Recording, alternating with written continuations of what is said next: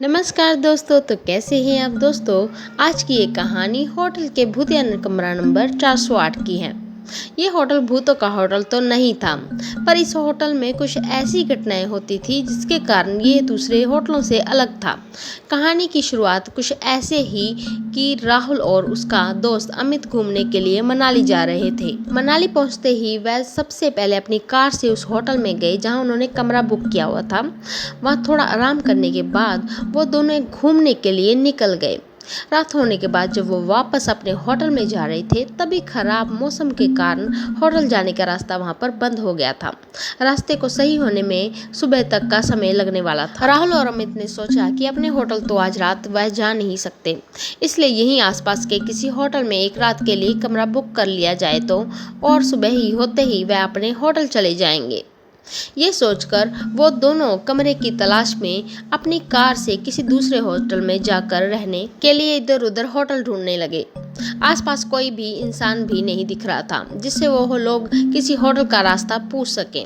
काफी समय बीत जाने के बाद उन लोगों को एक बूढ़ा आदमी दिखा। राहुल ने अपनी कार रोककर उससे किसी होटल का रास्ता पूछा। जब वह बूढ़ा आदमी उससे एक और इशारा करते हुए होटल का रास्ता बताया तो राहुल ने बूढ़े आदमी के बताए हुए रास्ते की तरफ अपनी कार को ले चल दिया। कुछ दूर चलने के बाद उन लोगों को एक होटल दिखाई दिया। राहुल और अमित ने चैन की सांस ली और होटल के अंदर वह चले गए। तो होटल के अंदर जाकर उन्होंने काउंटर पर खड़े आदमी से रात भर के लिए रुकने के लिए कमरा मांगा। उस आदमी ने होटल के कुछ नियम बताए और एक कमरे की चाबी राहुल को दे दी थी। तभी राहुल और अमित ने चाबी लेकर उस कमरे की ओर वह चल दिए। चाबी पर कमरे का नंबर लिखा था कमरा नंबर 408। राहुल और अमित चाबी लेके कमरे की ओर चल दिए। होटल में हर मंजिल पे चहल पहल थी। इन दोनों का कमरा चौथे मंजिल पे था। वो मंजिल बिल्कुल सुनसान थी। खैर वह लोग इस बात पर इतना ध्यान नहीं दिया, उन्होंने तो बस यहाँ पर एक रात ही गुजारनी थी, इसलिए वह लोग अपने कमरे की ओर अंदर चले गए। अंदर पहुँचते ही उन्होंने देखा कि उस कमरे में तो काफ़ी धूल है। ऐसा लग रहा था कि जैसे कई सालों से वो कमरा बंद पड़ा हुआ था। वहाँ पर ना तो पीने का पानी था और ना ही नहाने का। राहुल ने वहाँ पे रखे फ़ोन से होटल के स्टाफ को कॉल किया। कॉल किसी ने उठाया पर कुछ बोला ही नहीं। डरावनी सी हंसी के बाद कॉल कट गया। उसके तुरंत बाद ही वापस उसी फ़ोन पे कॉल आया। इस बार होटल के स्टाफ ने कहा, सर आपने कॉल किया था, बताइए हम आपकी क्या मदद कर सकते हैं। राहुल ने जवाब दिया, आपने हमें ये कैसा कमरा दिया है। यहाँ पर ना तो पीने का पानी है और ना ही नहाने का। चारों तरफ सिर्फ धूल ही धूल है। आप जल्दी से यहाँ आइए और ये सब कुछ ठीक करवाइए। स्टाफ ने इस बात की माफ़ी मांगी और कमरे का नंबर पूछा और राहुल ने जवाब दिया कमरा नंबर 408। इतना सुनते ही स्टाफ ही डर गया और डरते ही राहुल से पूछा, सर आप उस कमरे में क्या कर रहे हैं। राहुल ने चिल्लाते हुए कहा, ये क्या मजाक चल रहा है। आप लोगों ने ही तो मुझे इस कमरे की चाबी दी थी अभी अभी। और स्टाफ सहमी आवाज में बोला, सर जितना जल्दी से हो सके आप उस कमरे से बाहर निकल आइए और नीचे आइए। राहुल ने पूछा, पर क्यों। स्टाफ ने तुरंत जवाब दिया, सर सवाल जवाब बाद में पूछ लेना, बस आप अभी वहां से बाहर निकल जाइए, वहां पर आपकी जान को खतरा है। इतना सुनते ही राहुल और अमित कॉल कट करके कमरे से बाहर निकलने ही वाले थे कि दरवाजे की तरफ जाने लगे।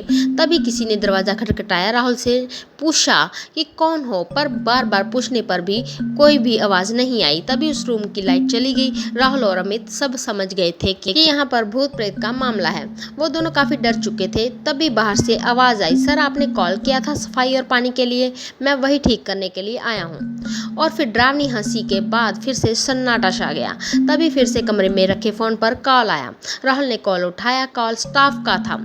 उसने कहा कि सर अभी तक आप उस कमरे से बाहर क्यों नहीं निकले। तभी राहुल ने जवाब दिया, नहीं, कमरे के बाहर एक होटल का स्टाफ आया है जो कह रहा है कि वो सफाई और पानी ठीक करने के लिए आया है। इतना सुनते ही होटल के स्टाफ ने राहुल से बोला कि सर कुछ भी हो जाए आप दरवाज़ा मत खोलना, अगर आपने दरवाज़ा खोला तो आपकी मौत भी हो सकती है। ये सुनते ही राहुल और अमित दोनों बहुत ज़्यादा डर गए। फिर स्टाफ ने कहा, सर आप अंदर ही रहिए, हम लोग आपको बचाने ऊपर आते हैं। कुछ देर बाद कमरे के बाहर से आवाज़ आई, सर हम लोग आ गए हैं, आप दरवाज़ा खोलिए। साथ में कुछ कुछ और लोगों की भी आवाज़ आ रही थी, इसलिए राहुल और अमित ने दरवाज़ा खोल दिया। उन्होंने देखा कि सामने सच में होटल का स्टाफ ही था। फिर वह सभी लोग वहाँ से जल्दी से नीचे आ गए।